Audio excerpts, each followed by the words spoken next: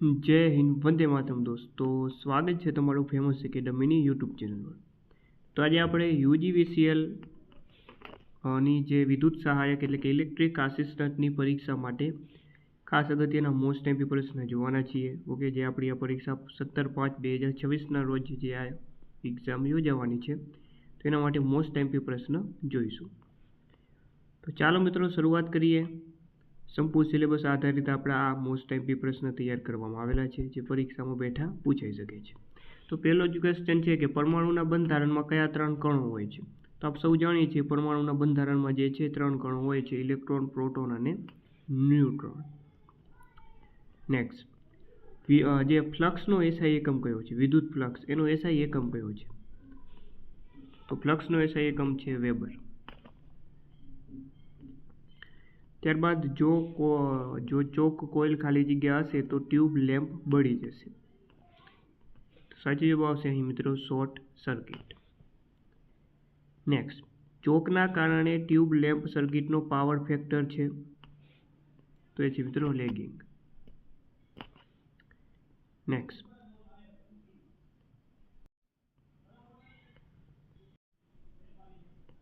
ચાલો ત્યારબાદ છે જો મેટલ વાયરની આપેલ લંબાઈનો વ્યાસ બમણો કરવામાં આવે તો તેનો રેઝિસ્ટન્સ ખાલી જગ્યા થશે તો ચોથા ભાગનો થશે।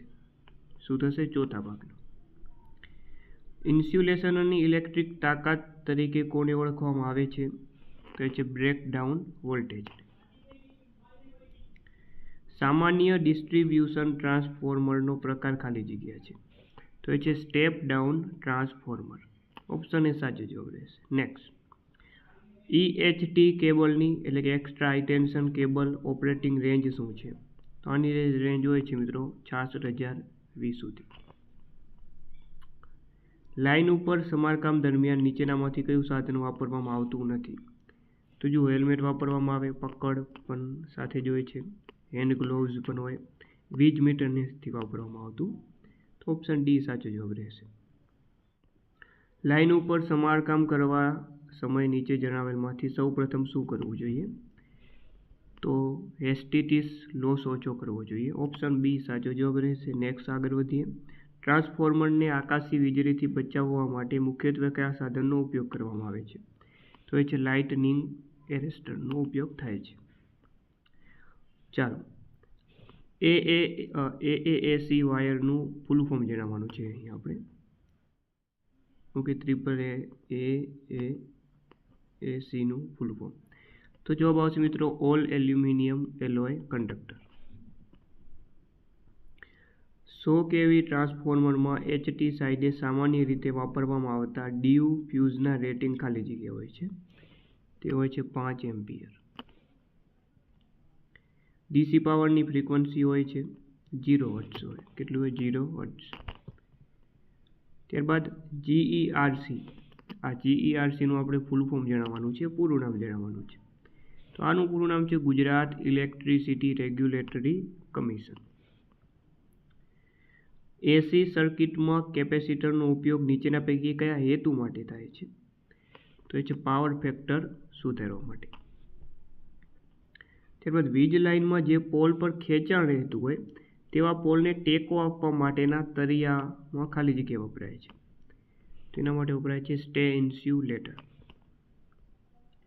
1 HP બરાબર ખાલી જગ્યા વોટ, 1 હોર્સ પાવર બરાબર 746 વોટ થશે મિત્રો।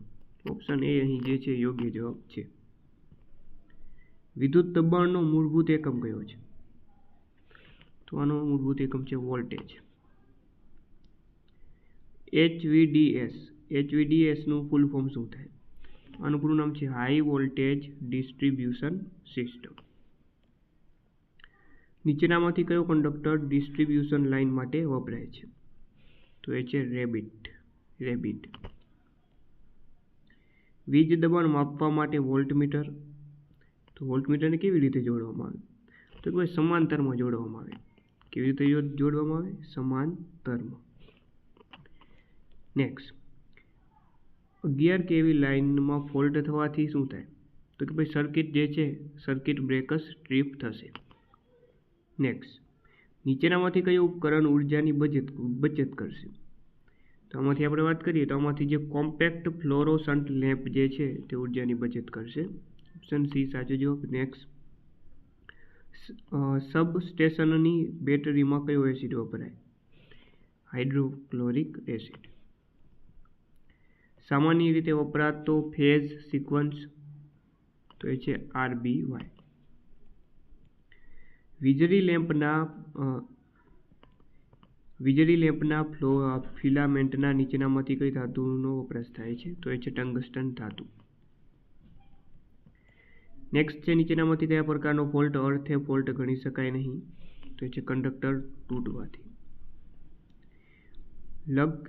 લગ્સને કેબલ સાથે ફિટ કરવા માટે વપરાતું સાધન તો એ સાધનનું નામ છે ક્રિમ્પિંગ ટૂલ્સ. ટ્રાન્સમીટર ટાવર લંબાઈમાં અર્થે વાયરનું સ્થાન ટાવરની ટોચ પર. જનરેટરનું કાર્ય શું છે? જનરેટરનું કાર્ય તો કોઈ મિકેનિકલ એનર્જીનું રૂપાંતર ઇલેક્ટ્રિકલ એનર્જીમાં કરવાનું. ઓપ્શન સી જે છે યોગ્ય રહેશે અહીં. અર્થ રેઝિસ્ટન્સ ખાલી જગ્યાથી વધુ ન હોવો જોઈએ તો કે 1 ઓહમથી વધારે ન હોવો જોઈએ. ઓકે, 1 ઓહમથી વધારે જે છે તે ના હોવો જોઈએ. એમકેએસ પદ્ધતિમાં લંબાઈનો એકમ કયો છે? મીટર. એમકેએસ એટલે શું થાય? તો કે એમકેએસ એટલે M for metre, K for kilogram અને S for second. Option B સાચો જવાબ રહેશે. પ્રકાશની તીવ્રતાનો એસઆઈ એકમ કયો છે? તો પ્રકાશની તીવ્રતા તો એનો એસઆઈ એકમ છે કેન્ડેલા. ઓપ્શન બી સાચો જવાબ રહેશે. ત્યારબાદ વોલ્ટેજ માપવા માટે કયું સાધન વપરાય છે? તો વોલ્ટેજ માટે વોલ્ટમીટર. વપરાય છે. ત્યારબાદ જો વોલ્ટેજ 220 વોલ્ટ અને કરંટ 5 એમ્પિયર હોય તો પાવર કેટલો થશે? તો પાવરનું સૂત્ર મૂકશું આપણે, પાવર P બરાબર V ગુણ્યા I. ઓકે, વોલ્ટેજ કેટલો છે? 220. ઓકે, I એટલે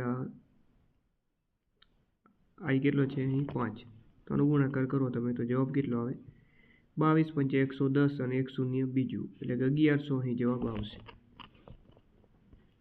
ત્યારબાદ ઇલેક્ટ્રિકલ આગ બુઝાવવા માટે કયો અગ્નિશામક યોગ્ય છે? તો એ છે CO2 અગ્નિશામક, કાર્બન ડાયોક્સાઇડ અગ્નિશામક. કરંટ લાગવાથી શ્વાસ બંધ થઈ જાય તો શું આપવું જોઈએ? CPR આપવું જોઈએ. ત્યારબાદનો પ્રશ્ન છે, ઇલેક્ટ્રિકલ કામ દરમિયાન કઈ વસ્તુ પહેરવી જોખમી છે? તો ઇલેક્ટ્રિકલ કામ દરમિયાન જુઓ તમે રબર ગ્લોવ્સ તો પહેરાય, સલામતી સૂટ પણ પહેરાય અને હેલ્મેટ પણ પહેરાય, પણ ધાતુના આભૂષણ છે આ પહેરવું શું છે ભાઈ? જોખમ ભર્યું છે. ચાલો, ઇલેક્ટ્રિકલ સાધન તપાસવા માટે કયું સાધન વપરાય છે? એના માટે વપરાય ટેસ્ટર. તો મિત્રો આ અગત્યના પ્રશ્ન. ઓકે, આવા જે આપણે વિડીયો આ પરીક્ષાને રિલેટેડ બનાવતા જશું એટલે લાઇક શેર સબસ્ક્રાઈબ કરી નાખજો. ફરીથી મળશું આપણે નવા વિડીયો સાથે. આ પરીક્ષાનું most IMP material MCQ material મેળવવા માટે તમે આપેલ નંબર ઉપર જે છે મેસેજ કરી શકો છો અથવા કોલ પણ કરી શકો છો 63 520 79 240. તો માત્ર તમને નજીવી કિંમત એટલે કે ફક્ત 50 રૂપિયાની કિંમતમાં મોસ્ટ આઈએમપી MCQ આના મળી જશે મોડેલ પેપર સ્વરૂપે. તો ફરીથી મળી નવા વિડીયો સાથે. જય હિન્દ, જય ભારત.